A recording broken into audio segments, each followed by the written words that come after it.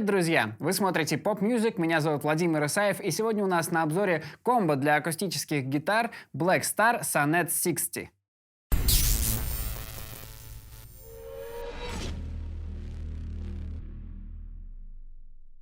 Sonnet 60 — это 60-ваттный комбо-усилитель, выполненный в уже традиционном стиле, когда в одном комбо-усилителе совмещены сразу две отдельных секции трехполосного эквалайзера управления гейном и реверберацией для двух разных входов. Первый — это просто джек для подключения акустической гитары, а второй — это комбинированный джек XLR для подключения, например, микрофона, ну или, опять же, второй — акустической гитары.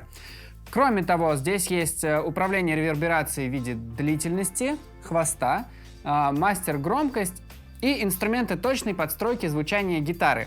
Это кнопочки Shape, это кнопочка Phase для переключения фазы, если гитара зафонила. Кроме того, это High Pass фильтр и Brilliance для точной подстройки частотной характеристики вашей конкретной гитары. Также здесь есть выход для подключения внешних аудиоустройств или line-in, то есть при желании через него можно, например, подключить еще и клавишные инструменты и играть уже, например, вокал, клавиши и гитара, или две гитары и клавишные.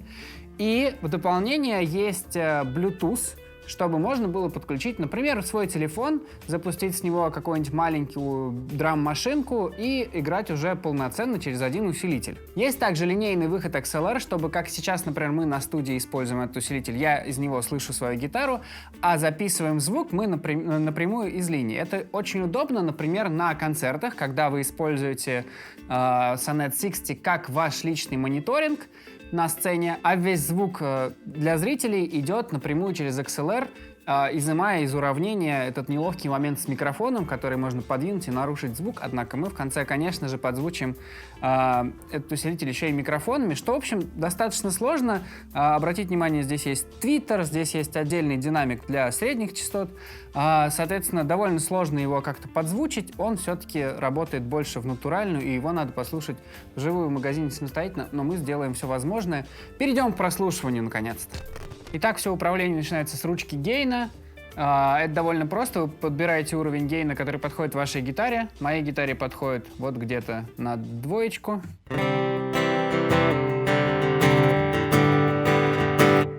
И она звучит довольно громко. Уже я поколдовал что-то с эквализацией, но давайте послушаем каждую ручку в отдельности. Первое — это низкие частоты.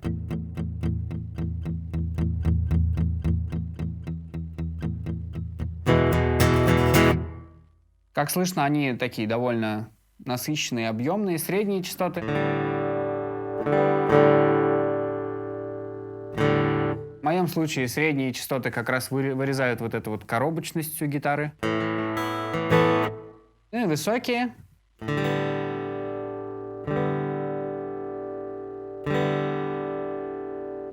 И показались они звучат довольно музыкально. Кроме того, здесь же уровень реверберации в миксе на полную, это будет вот настолько много. У реверберации, кроме того, есть длина хвоста.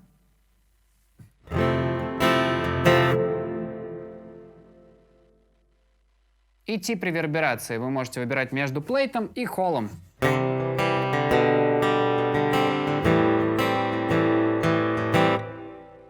Холл и плейт.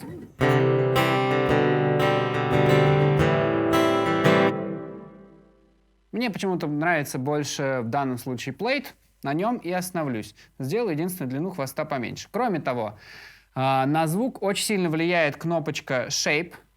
Соответственно, сейчас она вот в этом положении.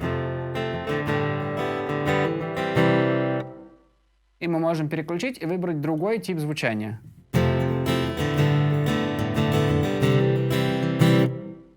Мне кажется, что с моей гитарой выигрышней звучит этот режим.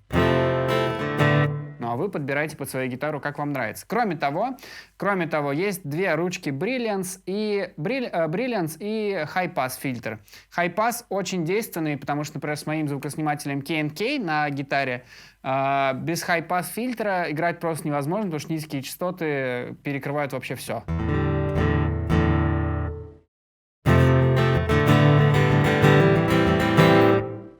И, ну, слышно, что это... А если мы его добавим? High Pass срежет всю весь ненужный шум, все ненужные бульканья. И в микс такая гитара ляжет, наверное, гораздо лучше с бас-гитарой. Кроме того, есть ручка Brilliance.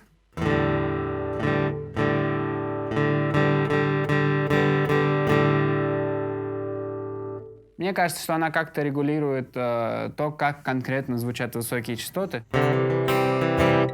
Вот она на полную.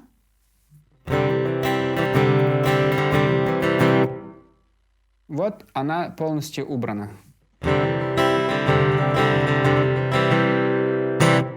Мне понравилось, когда она была больше, чуть-чуть больше, чем в половину добавлена. У второго входа для микрофона настройки абсолютно точно такие же. Даже кнопочка Shape присутствует, что, наверное, может интересно сработать с разными типами микрофонов.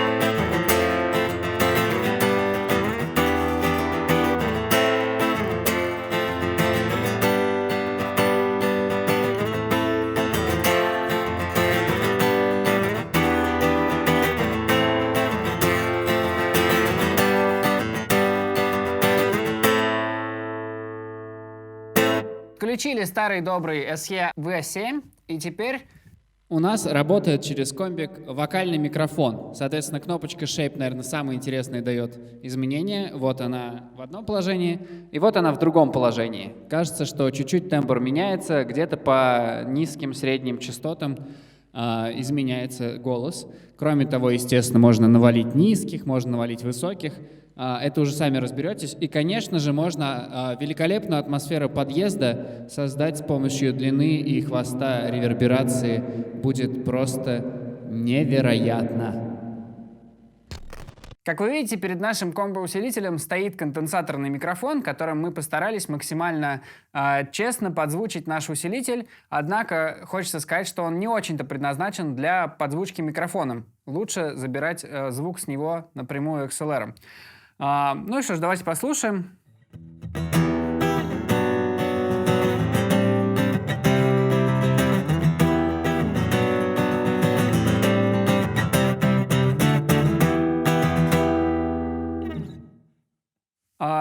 Довольно он громкий, и мне кажется, это довольно в плюс, потому что его можно брать, например, в работу в маленьком каком-нибудь там, не знаю, баре, где вам нужно вдвоем с вокалистом или даже одному просто с вокалом поиграть. Не обязательно для этого привозить какие-то там невероятные большие системы подзвучки. Можно взять один только этот комбик, он будет достаточно громкий. Ну или, по секрету скажу, на улице тоже, наверное, я думаю, можно с ним поиграть. Ничего плохого не получится. Он насыщенный, по низким частотам вообще все очень хорошо, наверное, потому что я сижу сбоку, и мне они отдают вообще прям максимально сильно. Но и, в принципе, звучит сбалансированно и уверенно, классно, что сейчас даже относительно недорогие акустические комбо-усилители стали звучать довольно приятно.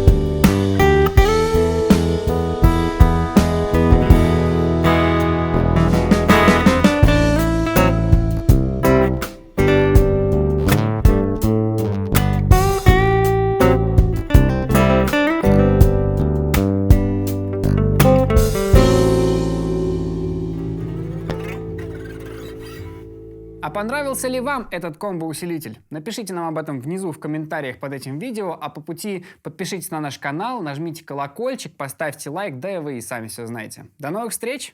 Еще раз передаю привет от нашего звукорежиссера Васи, который подчеркивает, что этот комбо-усилитель, конечно же, не предназначен для того, чтобы... Ну давай так не будем, нет. Я не беру себе эту ответственность.